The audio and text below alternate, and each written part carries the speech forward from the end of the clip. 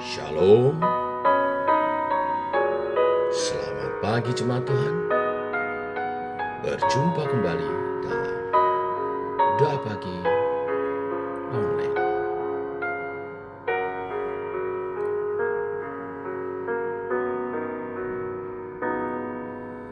Ku tak dapat lupakan kebaikan yang ku terima, pengorbananmu yang mulia, jadikan ku berharga. Kau tulus menerima aku apa adanya. Kekuatan kasih-Mu nyata memulihkan hidupku. Kau bukan Tuhan yang melihat rupa, Kau bukan Tuhan yang memandang harta. Hati hamba yang selalu Kau cari, biar Kau temukan di dalamku. Selama ku hidup, ku mau menyembah-Mu, sebab Engkau sangat berarti bagiku. Yang terbaik yang ada padaku, ku persembahkan kepadamu, Yesusku.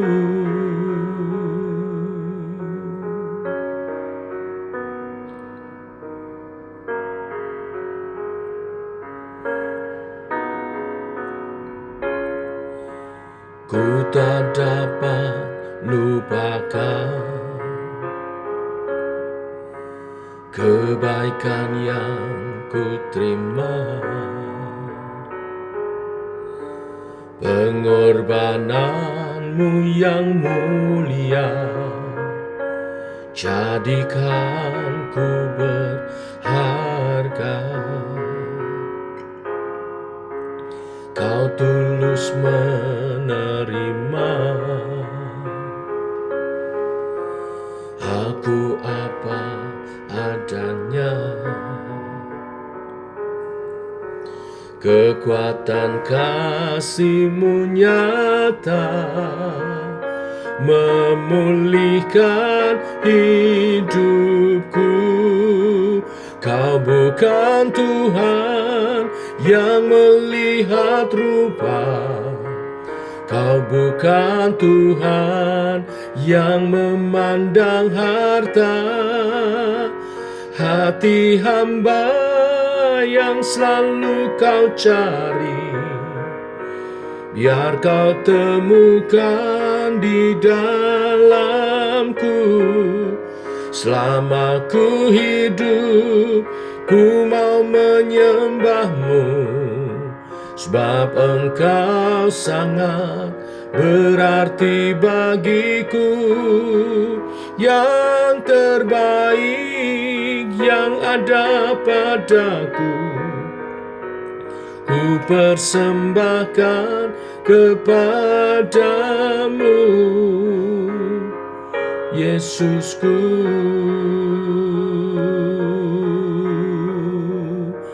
Yang terbaik yang ada padaku, ku persembahkan kepadamu,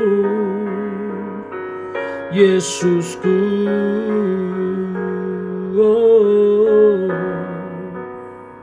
Yesusku.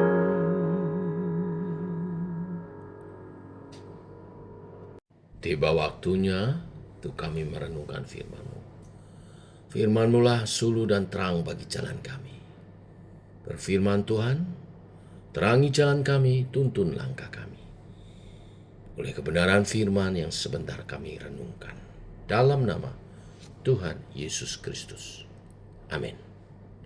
Bapak Ibu, kita lanjutkan renungan firman Tuhan. Markus 14 ayat 3 sampai dengan yang ke-9. Demikian firman Tuhan. Ketika Yesus berada di Betania, di rumah Simon si kusta, dan sedang duduk makan, datanglah seorang perempuan membawa suatu buli-buli pualam berisi minyak narwastu murni yang mahal harganya. Setelah dipecahkannya leher buli-buli itu, dicurahkannya minyak itu ke atas kepala Yesus. Ada orang yang menjadi kusar dan berkata seorang kepada yang lain, "Untuk apa pemborosan minyak narwastu ini? Sebab minyak ini dapat dijual 300 dinar lebih, dan uangnya dapat diberikan kepada orang-orang miskin." Lalu mereka memarahi perempuan itu. Tetapi Yesus berkata, "Biarkanlah dia. Mengapa kamu menyusahkan dia? Ia telah melakukan suatu perbuatan yang baik padaku. Karena orang-orang miskin selalu ada padamu, dan kamu dapat menolong mereka bila mana kamu menghendakinya. Tetapi aku tidak akan selalu bersama-sama kamu. Ia telah melakukan apa yang dapat dilakukannya. Tubuhku telah diminyakinya sebagai persiapan untuk penguburanku. Aku berkata kepadamu, sesungguhnya di mana saja Injil diberitakan di seluruh dunia, apa yang dilakukannya ini akan disebut juga untuk mengingat dia." Amin. Sampai di sini pembacaan kita. Bapak Ibu, jemaat Tuhan, menjelang peristiwa penyalipannya, Yesus mengalami suatu momen yang indah. Ketika banyak orang mencari cara untuk menangkapnya dan membunuh, ternyata masih ada cinta yang ditunjukkan oleh seorang perempuan. Tindakan perempuan itu merupakan ekspresi kasih dan penghargaan kepada Yesus. Peristiwanya terjadi di Betania, di rumah Simon yang dijuluki si kusta. Mungkin ia pernah menderita kusta dan disembuhkan oleh Yesus. Sehingga hari itu Yesus singgah di rumahnya dan dijamu makan oleh Simon. Sementara Yesus makan bersama para tamu lainnya, tiba-tiba seorang perempuan masuk dengan membawa buli-buli pualam berisi minyak narwastu yang sangat mahal harganya. Dia tidak menuangkannya sedikit demi sedikit, tetapi dia memecahkan leher buli-bulinya dan mencurahkan seluruh isinya ke atas kepala Yesus. Harga minyak narwastu itu disebut 300 dinar. 1 dinar itu besarnya upah pekerja 1 hari. Kalau dihitung gampang, di Jakarta ini upah pekerja sehari minimal 100.000. Maka kurang lebih minyak itu harganya 30 juta Bapak Ibu. Tanpa rasa sayang dia langsung patahkan leher buli-bulinya dan curahkan isinya mengurapi Yesus. Tindakan itu mendapat respon seorang murid Yesus yang kemudian memperbincangkan di bagian lain Injil di Lukas. Murid Yesus itu adalah Yudas. Dia menganggap bahwa apa yang dilakukan perempuan ini adalah suatu pemborosan, karena uang sebanyak itu bisa diberikan kepada orang miskin. Dan orang-orang yang ada di situ mulai bergunjing, bahkan memarahinya. Tetapi Yesus seperti membela perempuan ini. Bagi Yesus, tindakannya itu merupakan perbuatan kasih yang nyata, yang jauh daripada pemborosan, mengingat hari kematiannya. Dan Yesus memberi nasihat kepada murid-muridnya itu. Menolong orang miskin bisa dilakukan kapan saja, bila mereka mau lakukan. Namun menunjukkan kasih kepada Tuhan Yesus terbatas waktunya. Mengingat hari kematiannya dalam proses penyaliban sudah mendekat. Cinta kasih yang tulus sesungguhnya akan mendorong seseorang untuk mempersembahkan yang terbaik. Tidak hitung-hitungan atau berpikir soal untung rugi. Dari tindakan perempuan ini kita belajar bahwa kasih yang tulus bisa menjadi daya dorong bagi kita untuk melayani Tuhan sebaik dan semaksimal mungkin. Dan kita diingatkan, kesempatan itu terbatas.